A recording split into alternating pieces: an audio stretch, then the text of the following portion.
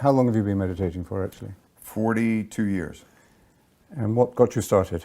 The Beatles. Oh. When the Beatles started meditating, and they drew attention to it, and it was a curiosity, and I thought I would try it, and then it's changed my life. It's the biggest influence in whatever success I've had in life. So can you remember what it was like in the first few weeks or the first few months? Yeah, I remember wrestling around with it. I remember that, you go into the mantra. I went into the mantra, then the thoughts would come back, and it would be that back and forth. And then as it got better and better, and I got deeper into it, the thoughts would become more valuable, more tantalizing. And it was almost, more of a temptation to think about those particular thoughts because I didn't want to lose those ideas. And then I knew that I had to push those away. And it was almost difficult. And then after a while, I remember then disappearing into it. And that was something. And what were the first benefits that you found in the practice as the habit grew, as it became part of your life? Well, the first benefits were that ability to have the quietness, the tranquility, the ability to get energy from it rather than sleep. It would provide me more energy than sleeping. Those kinds of benefits. But then it went on to develop an ongoing equanimity, that centeredness, that ability to go above myself and my circumstances and to look down at them from a higher level with a clarity and an objectivity. And then it started to bring out my subconscious and my creativity, because subsequently I've studied neuroscience. I've been very interested in that. And I've learned that there's part of our brain in the neocortex, which is where imagination exists, which is where creativity exists. And it opened me to that. I experienced it. I didn't understand what was happening at the time, but it provided those things as time went on. Where did the understanding of if you might say, the discipline of the mantra come from? Because you realized during the meditation you were having great ideas and imagination and creativity, but you also knew that you had to let go of those ideas at the time of the meditation and keep going back to the mantra. Was that a natural instinct, or was that difficult to learn? The natural instinct was to go to the ideas. But I also, combination of a teacher and the realization that as I would go deeper, I was going to get more, encouraged me to go deeper. And it's not easy to throw away those good ideas. Yeah, you told me once that your interest in investment wasn't just to make money; it was also the fascination of the game. How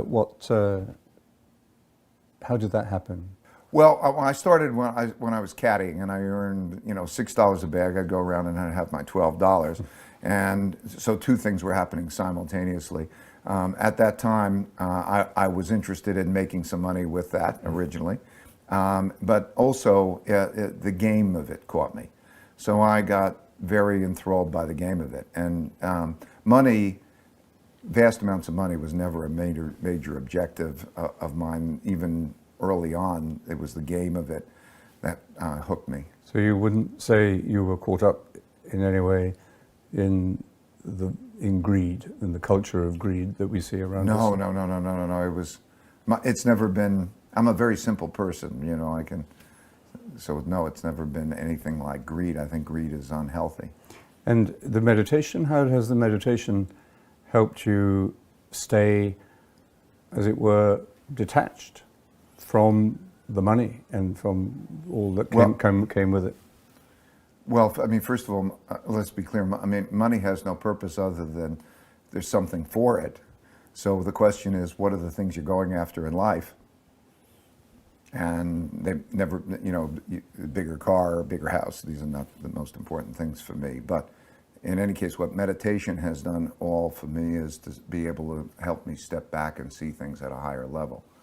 And when we talk about spirituality, and I'm not a religious person, but when we talk about spirituality, spirituality to me is the ascending to a level where you feel connected to the whole, and So you realize you're part of that whole.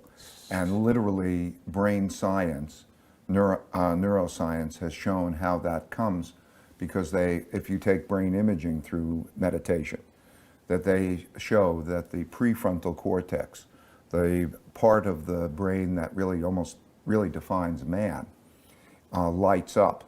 And the part of the brain which is the animal part of the brain that produces these fight or flight reactions and that anxiety, the amygdala, calms down. And so physiologically, the brain changes as a result of that meditation. And the result of that, as we're evolving, as brains evolve, is to bring us above that and to creates a connection. Okay, so that's the science, and we know that meditation isn't just theoretical, it actually is biologically and neurologically grounded and can be described in those terms to some degree. What's the actual expression of that in terms of life, relationships, decisions, work? You say that you have this, meditation gives you this higher perspective, this higher level of detachment and so on. At that higher level, when we all go up and down maybe on it, where you see things from that perspective, what are the essential values of life? Well, you're asking my essential values? Yeah. Okay.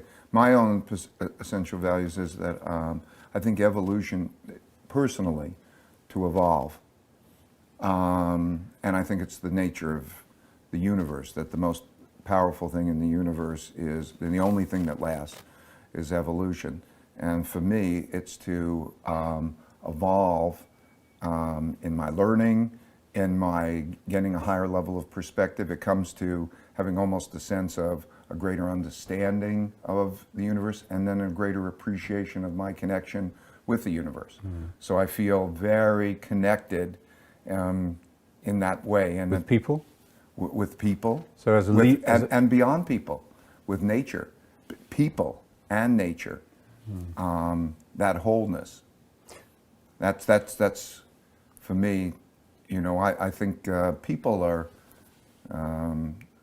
one of 30 million species, and there's the whole connection to that whole thing. So, that's what but in a very also a very basic way. When you find yourself under stress and anxiety, things go wrong, you get disappointments, things don't work out as you hoped, you must feel a moment of anxiety, a moment of stress. How do you deal with that? What happens? I can go out of the stress.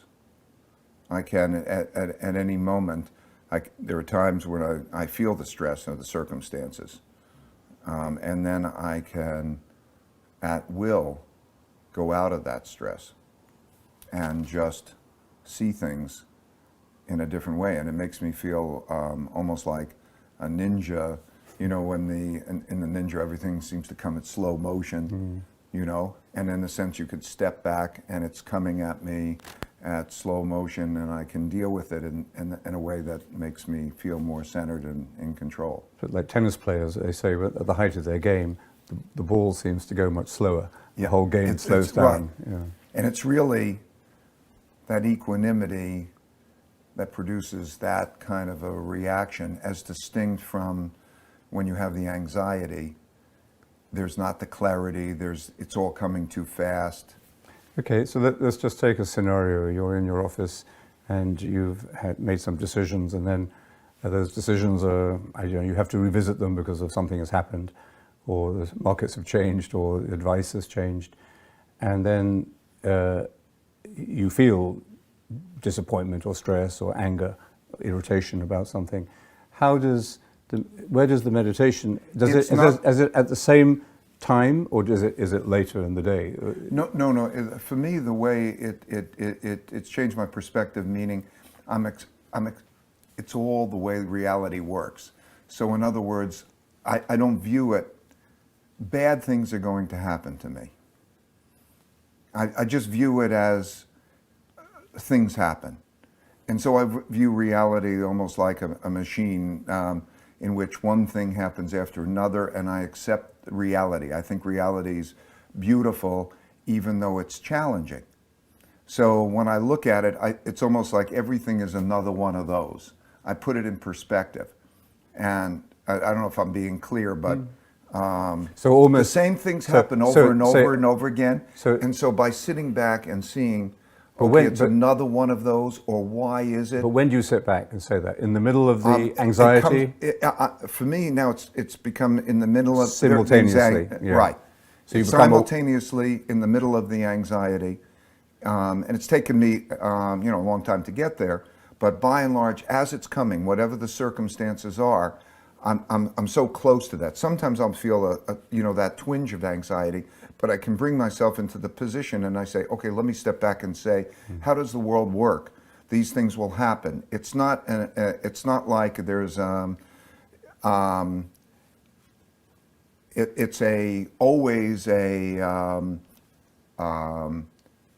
it's just the way reality works. It's an acceptance of reality. And I think it's almost an acceptance of reality works in a beautiful way, and I have to just operate in harmony with that reality. So it's my responsibility to be calm and to operate in harmony with that reality, whatever that reality is. By far the best investment you can make is in yourself. If you invest in yourself, nobody can take it away from you.